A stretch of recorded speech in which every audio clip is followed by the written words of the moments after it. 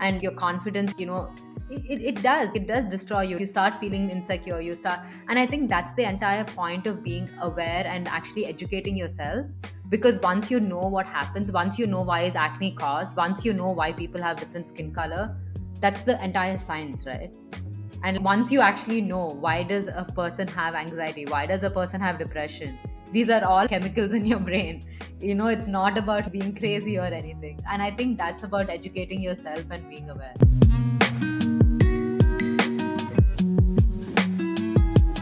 Welcome to the Mindful and Dream podcast, where we help you to not lose sight of what's really important while chasing your dreams. Today's guest is Vaishnavi Reddy. She's the founder of Unsweetened Beauty. It's a direct-to-consumer beauty brand which focuses on increasing knowledge and helping people to be accepting of their own skin. They want to redefine beauty standards so that people don't feel such toxic attitudes when they look at social media. It was a pleasure to chat to her, and I really believe in her mission. So I hope you enjoyed today's episode. Welcome, Vaish, to Mindful and Driven. Thank you so much for having me here. I'm actually really excited because I think this is my first podcast, and I've been listening to so many podcasts, so it's nice to be on the other side. Yeah, and for the people listening back home, we actually know each other from university. So we both went to the University of Bath together many years ago now, or at least many years ago for me. And then Vaish has moved back to India, to Hyderabad, and just started her own business out there. So it would be a great chance to catch up through this podcast. And one thing I want to learn from you right at the start, Vaish, is I'm curious what's some common advice you've seen but you disagree with? Okay, so a common advice that I actually disagree with is how people say it's important to have a work-life balance, or like, you need to work towards maintaining a work-life balance. I disagree with this because I think it doesn't really, the balance doesn't matter. It's more to do with your priorities. So I was actually listening to a podcast, another podcast recently by Kiran Shah, who's this chairman of Biocon. So she was actually, someone asked her the same question, and she went back to saying it really depends on your priorities. So if today my priority is work, there's no work life balance. But tomorrow, if I have something personal that comes up, which is important for me, so that would be my priority for that day. So I think that's one thing that I do disagree with. The reason being, sometimes it's we try to stick with the norm and we stress ourselves out. And there's no need to do that. You can have your own rules. So I think in this case, my rule is a work life balance is not, more than a work life balance, it's the priorities that matter. Yeah, and I think when people often say work-life balance, they mean within the same day.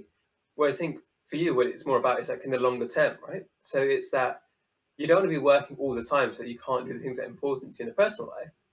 But it's not a balance on a daily basis or on a specific route or routine.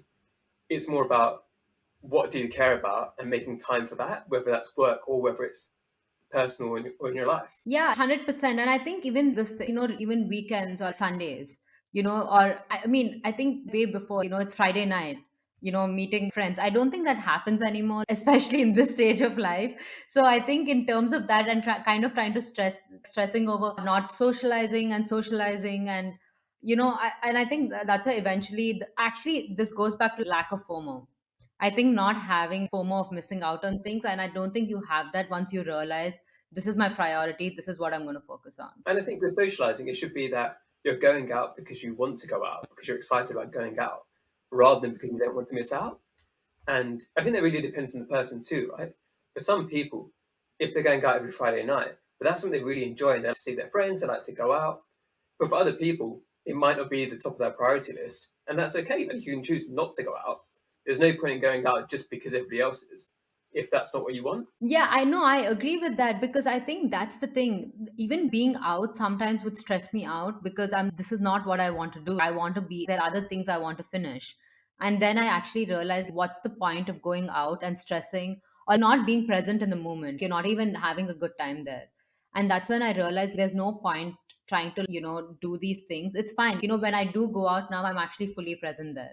So it's kind of, you're getting your priorities because that day I know this is important to me. So I made time to come out for this, or time to, even making time to see your family, your friends. And I think eventually people who they would understand your priorities, and the people who would stick around are the ones who know, this is nothing to do with anyone personally. It's just your own priorities, right? So you used to live and work in London a few years ago, and then you said you moved back to India again because although you were enjoying your job, kind of a hole in a way, right? It wasn't quite making you happy, and something was not quite right.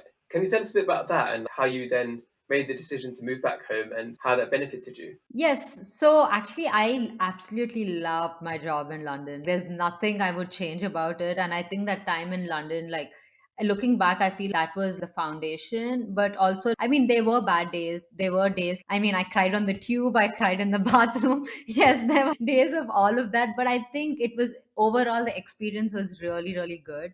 So I think what I felt then was I enjoyed work, but there was no real purpose.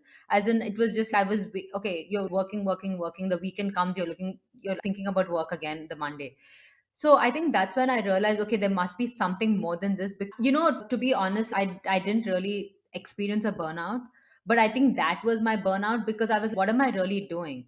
But I used to meet people. It was a very a forced thing. Okay, it's a Saturday, I'm going to meet people. It's a Sunday, I'm going to do my laundry. I'm going to cook for the week, and then it's Monday morning, I'm back at work. So I think that's when I realized, okay, I'm going to move back home. One main thing I would say though is I think it's, for a lack of a better word, I'm going to say lonely. But I don't think it was just the loneliness. I think it's just that kind of, you want to do something bigger. And that's actually what always inclined me towards the startup ecosystem, which is why even after I graduated from college, I decided not to go into the corporate world and I wanted to work with startups. Both have their pros and cons, but I decided to go into the startup ecosystem because I need to feel more fulfilled with whatever I'm doing, and I don't know, not be replaceable, right? So yeah, and I think that's why even when I moved back to India, I did get a job, work at an acceleration incubation center where I was still working with startups. So yeah, that I really enjoyed my job in India too. Actually, I would say I'm really fortunate because everywhere I worked, I really enjoyed my jobs. My colleagues were amazing. My managers were really really supportive, and there's a lot I learned from them. I think now it's, while I was working at ISB and then transition to Unsweetened Beauty, so that, it's another journey completely, right? So now it's like, I think that's when even I felt my purpose at work, I wasn't doing as much as I could. I wasn't living up to my potential, and that's what I felt. And that's when I started exploring this part of it with Aarti, who's the co-founder. And yeah, now we are at Unsweetened Beauty, it's been a really interesting journey, and I'm sure it's going to get even more challenging and even more fulfilling. You said quite a few interesting different things there, but one thing you mentioned is about being lonely, but you said for lack of a better term. And this is one thing I think it's difficult for sometimes people to admit that. But if you look at surveys, it's often that people will say 1 in 3 adults are lonely. It's something which people don't necessarily say out loud, because as soon as you said it, then you straight away decided, oh wait, no, I don't really mean that. But it's okay to feel lonely, right? That's completely normal emotion. And there are many people in cities such as London who feel that way. Yeah, sorry. The reason I said, for a lack of better word, because I don't know if I was actually lonely, but I think I was. But I don't. I mean, that's why I don't know if you're supposed to feel some other way if you're lonely, because it's not. I felt okay. I need to be dating or I need to be doing this or that. But it's just that it was just okay. A basic example. I actually felt I had friends in London. I had my uni friends in London. I had family in London too. But I think at one point I was just okay, if my mother doesn't call me today over the weekend, people wouldn't know if something happens to me till Monday morning till I go back to work. That's the time they'll be like, okay, why isn't Vaish in the office? But till then, and I think that's the thing, right? I think that was one of the main reasons. And this is something that always plays in my head about when I decided, okay, I am going to move. But yes, I would say I think it's hard to admit it. And I think that's why London is a great place to be alone and not alone also, because there are so many people going through the same thing. And I think it's really good that you've admitted that because I know a lot of people listening will probably feel the same way as you. And it's because you said you didn't burn out, but it's almost you felt in a bit of a rut. And that's kind of a form of burnout in a way where sometimes it's not that you're doing too much, it's that the stuff you're doing isn't quite fulfilling you. So in a way, what you're doing now, you're probably working more than you were before in some ways, but that's fulfills you. So it's giving you energy rather than taking it away. Yeah, no, I agree. And I think that was my thing with London and with ISB. The time I realized it's just not giving me that satisfaction anymore. And I think that's when I was okay, on to the next thing. But I would say I kind of think that's an entrepreneur's. I didn't know that was in me. To be honest, if you asked me back in Bath saying, Vaish, do you think you're going to start a business? I don't think I would have said yes, because I did not, this was not a part of my, the plan. Maybe it was okay, doing an MBA, trying to get a job here and all of that. But somehow I think my heart was always in this. And that's why I was always inclined towards being in the startup ecosystem and working with startups. So yeah, I think that's how I actually ended up here, which I didn't think I would. Obviously, you started on Sweet and Beauty as a side hustle in a way, where you were still Yes. working.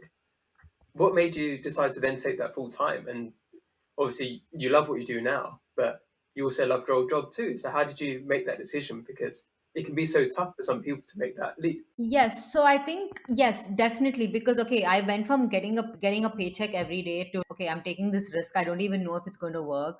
I am so new to this space. The reason we started is to make people feel empowered. Because we realized when we were speaking to people, there were a lot of people saying beauty standards. I mean, all of us go through it with the amount of content we're consuming. I mean, you said, okay, like it took me time to even admit that I was lonely. But if you see my maybe my Instagram profile, or if you see and you're not going to know, no one's going to know that. And I think that's the problem, because everything we see is so sugar coated, which is also the name unsweetened beauty. So I think that's when I'm okay, I'm really in for this thing. I feel I could make a true difference to someone. And now I could go on telling you so many stories about the kind of people we've interacted with. And when they come back and tell us, because of you, I felt empowered to post my first unfiltered photo, because they spoke to us about something. And I'm okay, this pretty much, I'm happy, this made my day. I feel what I'm doing is worth it, because one person felt this. I'd love to hear an example story there. So somebody who you've helped and what difference you made to their life through Unsweet and Beauty. Yes, so actually, we had someone who messaged, she has eczema, about some products, and she said her medication, I mean, her eczema medication was causing her acne. So she was, that's not even the issue. The issue is a lot of, you don't feel good about going out. And after a few conversations, she said, I actually want to tell you something that I haven't spoken to anyone about. So we will, I mean, I was, yes, because this was, these were the initial days where I was the one on Instagram messaging every day. And so when she said that, I was, yeah, sure. And then she was, so because of anxiety, a lot of people start picking on their body hair, which I don't know how many people know about this. So because of your anxiety, it happens. And she was, this happens to me. So what do is this normal? And you know what? I haven't admitted this to anyone other than her till now. That happened to me too. I used to do the same thing. And I used to do the same thing. And, I have anxiety. So I was, it's fine. And it's okay to feel this. And how do you find a solution to this? Right. So we spoke about it, and I told her what I did. And then she actually posted a photo, Unsweetened Beauty inspired me to post my first unfiltered photo, empowered me to post my first unfiltered photo. And I still have her photo saved on my phone. And that really made my day. I mean, there are more stories, because I mentioned someone with vitiligo, someone with rosacea, and these things are not taken seriously. And the only thing a lot of people know is acne, or a lot of people are asking you for dark lightening creams. And you're okay, and I think that's one thing for me. This is also something which I haven't spoken about much. In India, it's all about fair skin. Everyone's trying to have fair skin. And I think for me, I never really faced an issue because I'm on the fairer side, but I always actually saw that as a disadvantage too, because I just felt there were a lot of times being in India, being fair, you would just get unnecessary attention.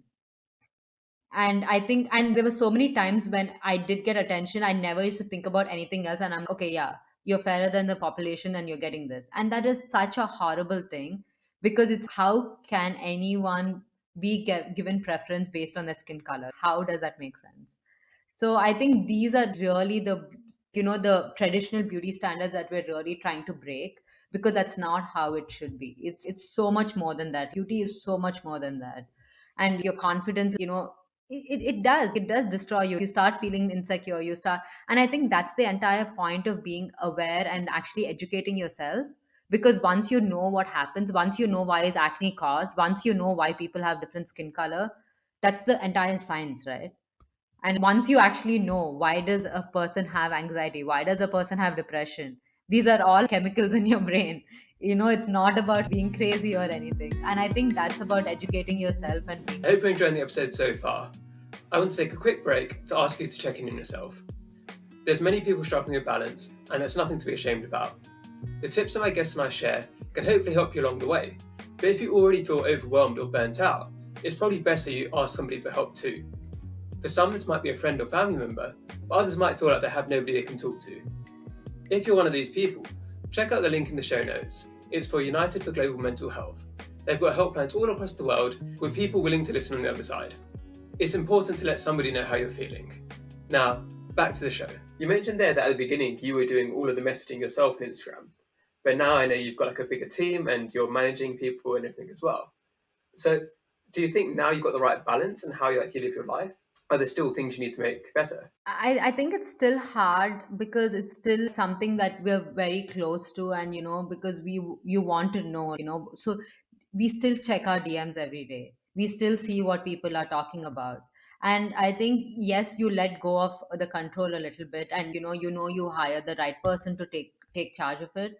But I think even now you still check for the DMs and all that. And I think the balance, yes, I would definitely, for example, in terms of the content that goes out too, if we're constantly looking at it every day and not even focusing on the bigger things, it takes up so much of your time. Before, it was literally every story I post, I would post every single story, and it's it just takes up time and you don't focus on the bigger pictures. So I think it's trusting someone can do it, and I think that also goes back to your ability of hiring the right people. So okay, we're all on the same mission. We all are trying to achieve the same thing. What things do you do to release that pressure a bit? Because obviously, if all day you made a very sudden transition as well, because it's only been over a year and a half to go from working with somebody else to now leading your own team. What's your release valve? How do you unwind? So, okay, one thing is which is very, very important to me, and it impacts the rest of my day, is working out in the morning. That's definitely my time to unwind, and it's my time where I don't think about anything. It was a habit, and now it's become my lifestyle. So, and I think that's one thing I would definitely say is very important for me to start my day. And I mean, even now, I think I do try to read, but to be very honest, that's something I haven't found time for, and I need to make time because that's something I really enjoy to do. I just haven't found the time to do it. So I think that's another way of unwinding too. But I think if you ask me one way, how do you unwind, I would definitely say my workouts. And so I've got a strange thing as well now because my the bulk of what I do is in terms of the writing, but I found that stopped me from reading because when I read, it's almost analytical now because I'm trying to work out, oh, is this a good idea? Oh, should I write about this? It means I can't enjoy it anymore because I'm analyzing it. And I imagine it's the same for somebody who works in, say, the film industry. It might be harder to watch a film because you can't just shut up and just enjoy it. You're thinking, oh, that's a nice shot. Oh, they did that. And it's one of these weird things, I think, when you work in something which you're so passionate about, to then be able to switch off from that as well and sometimes just enjoy what you're doing. No, I think that's 100% because you know what? Instagram before was a social media platform for me where I used to go to see what are your friends doing or something. Now it's a work platform. There's nothing other than work that every time I see someone, that's an interesting post. That's an interesting concept.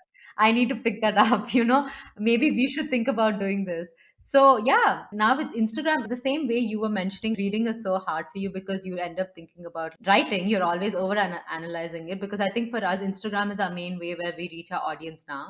Yeah, Instagram is just not not, it's work. If I open Instagram, it's for work. It's definitely not, let's chat with my friend or anything. I've got the same weird transition going on as well, I guess, where I've got two different accounts. So one's my personal account and one's the brand account.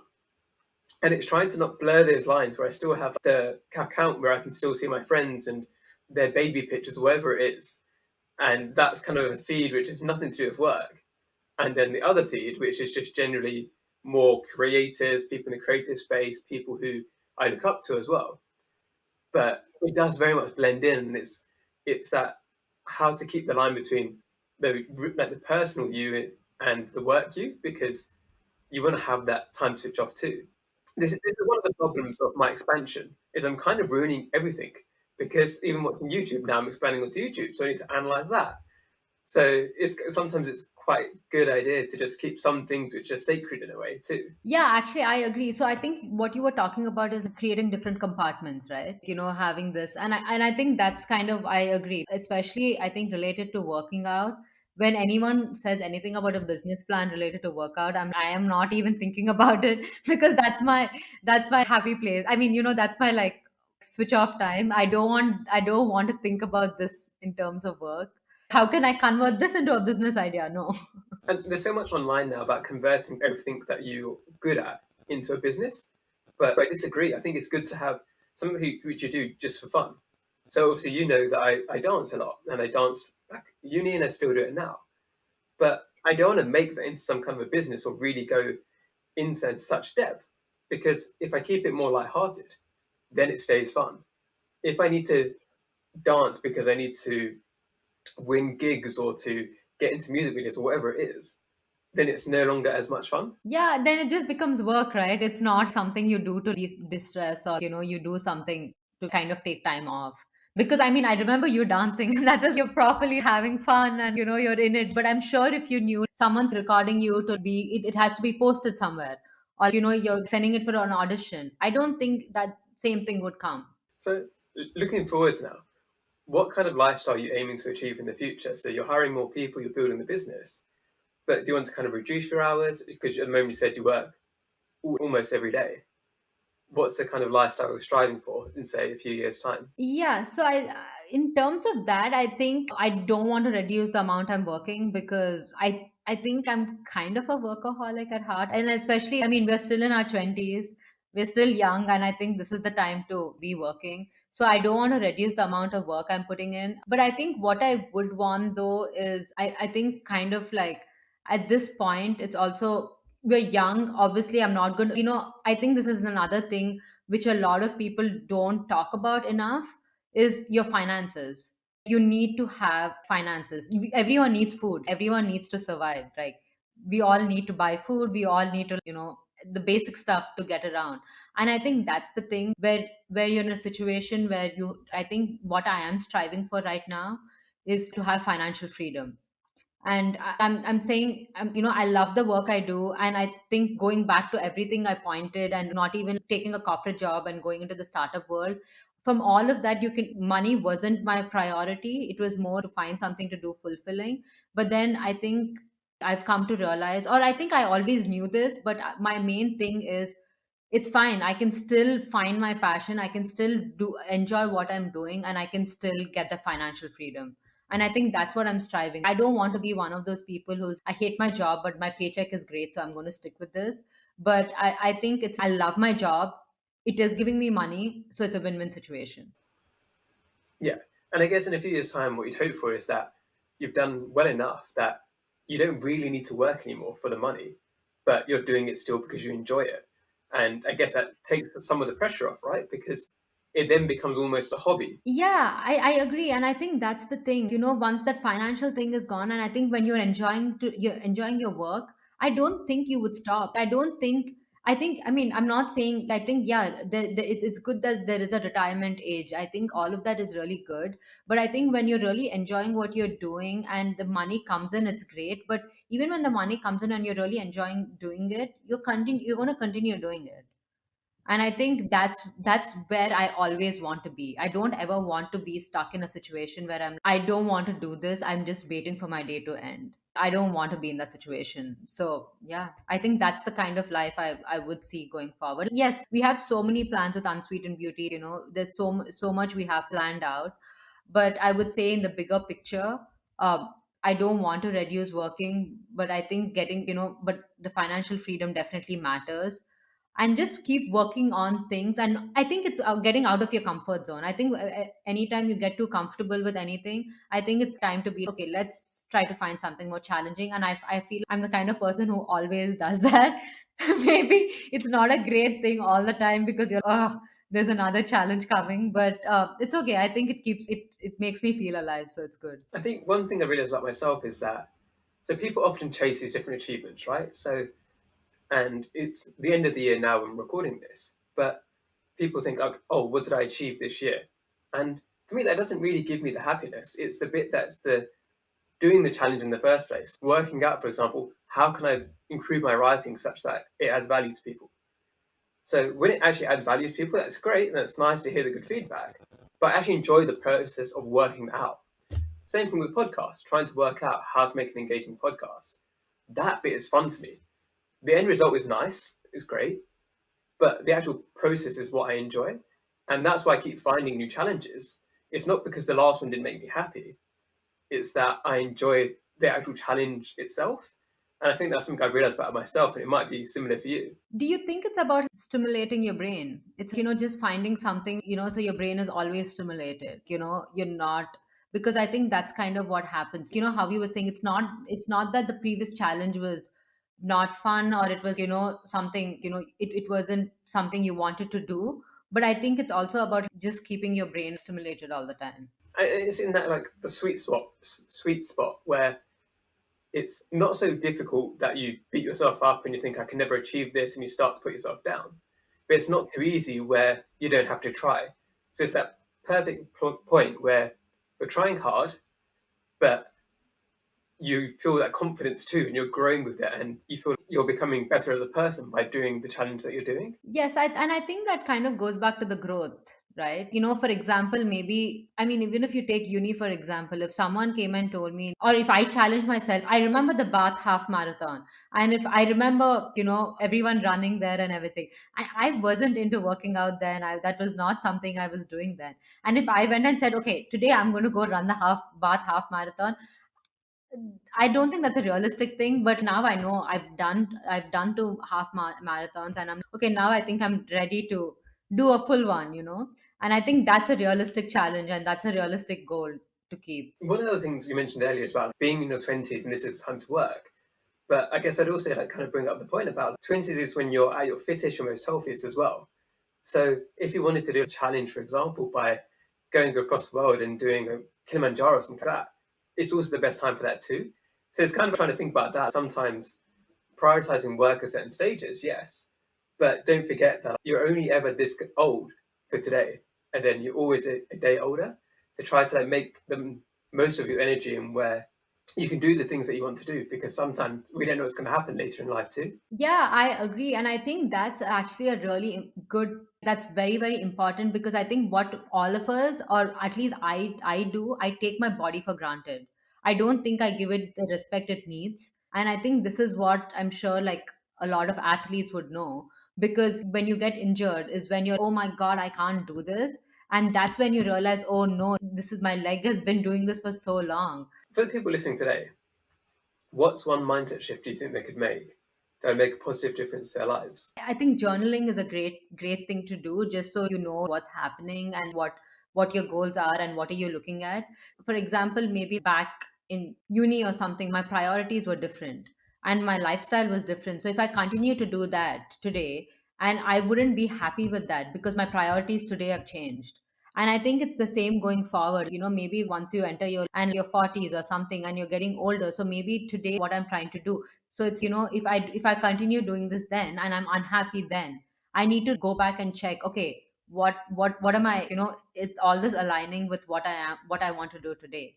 And I think that's something most of us forget, because we habits of creature, and we just get into this thing. So, but yeah, I think it's important to go back, and because it's just growth. It's not possible to think you're going to be what you were in your teens, you're going to be in your 20s, or what you're in your 20s is going to be in your 30s. I think we are meant to grow. I think we are meant to evolve. And I think while you're doing that, it is really important to keep going back and checking what is important to me at this point in my life. Yeah, and I think the point about it being so specific to where you are today is also really important, because so many people have goals that they set a while ago, which they don't actually care about anymore, but they're still trying to do it just because they said they were going to do it. I was like, well, if you don't want to run a marathon anymore, then what's the point of forcing yourself to do it? Choose a different goal. And it's kind of being adaptable and not just saying, oh, when I was 10 years old, I wanted to do this when I grew up. I was like, actually, I don't get it, but 10-year-old me wants to do it, so I'm going to keep doing it. Yeah, no, I agree 100%. And I think, there were so many things where I was, oh, I really wanted to do this. And I realized, no, I don't want to do this. I just said this when I was younger or something. So I don't really want to do that anymore. And I'm just forcing myself. I had a conversation with someone recently. And I think this is for everyone who's listening, who is in their 20s or at least late 20s, because I was, oh my God, my 20s are almost done. But I think it gets better in your 30s because I think we kind of learn to evolve, because in your 20s you still care about what other people think. If okay, the same thing you said, oh, I said I'm going to do this when I was younger, so what will people think if I don't do it now? I don't think that's the way it happens, right? Everyone's things change. So I think maybe as we get older, hopefully we evolve and grow and get to a point where everyone's more comfortable with themselves. It's been a pleasure to talk to you today, Vaish. Where can people hear more from you who are listening today? And no, it's been absolutely amazing actually speaking to you today, because this is like completely new experience. And I think where you can find me, I think one place is LinkedIn. But other than that, I would love for all of you to follow Unsweetened Beauty. Big on Instagram, that's where we're really active. And the reason I'm saying this is because all the content we put out is always, the main goal is to empower people.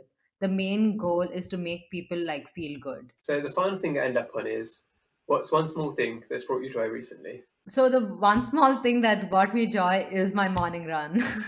I'm not going to lie. I think that's the thing that, every time. I think when I run, that's the most joyful time of my day.